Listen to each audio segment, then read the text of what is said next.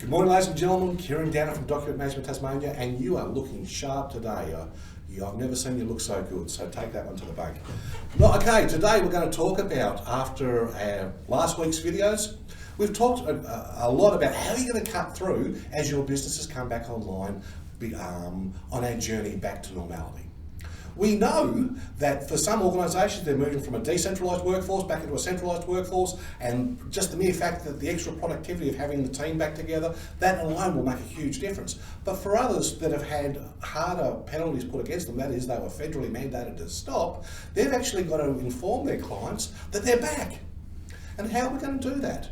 Now, of course, everyone's going to go, well, look, I'll do what everyone else does, and I'll do social media, or I can do email, or I can do... Stop. We've talked about this a lot over the last couple of weeks, and if you're not sure, just go back and have a look at some of my previous posts, and you'll see that one of the things that we've talked about is why email versus direct mail is flawed. So we know, you know, and I know, that over the last couple of months, whilst we ran a decentralised workforce, your email traffic went up. All of your ISPs will tell you that. Email has gone almost to a epic proportion. I know in my personal circumstances, I'm getting over 220 emails a day, and I bet you are too. What determines email versus direct mail?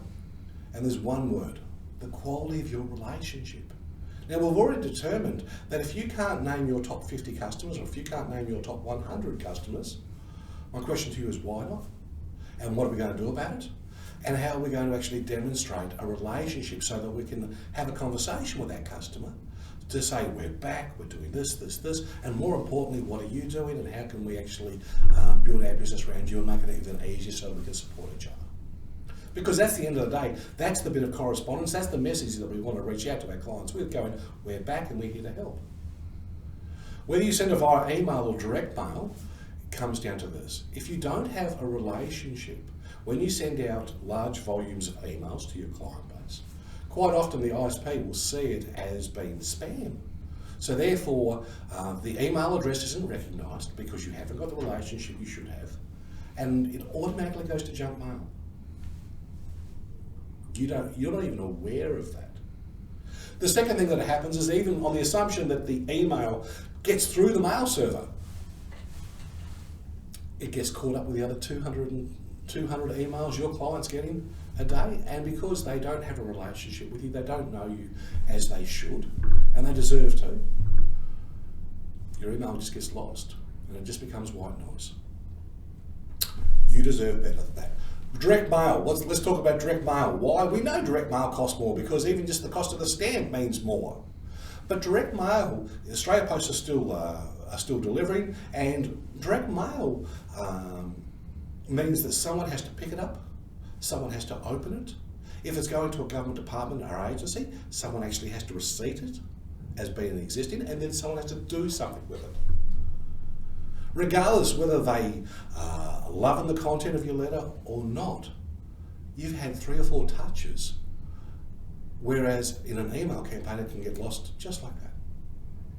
It all comes down to the calibre of one's relationships. Bearing in mind, with either email or direct mail, you must, and this is not negotiable, you must follow each one up with a phone call. Because there's no point in trying to build a relationship, ask questions within the document, and then not see what the answers are. That's how we create relationships.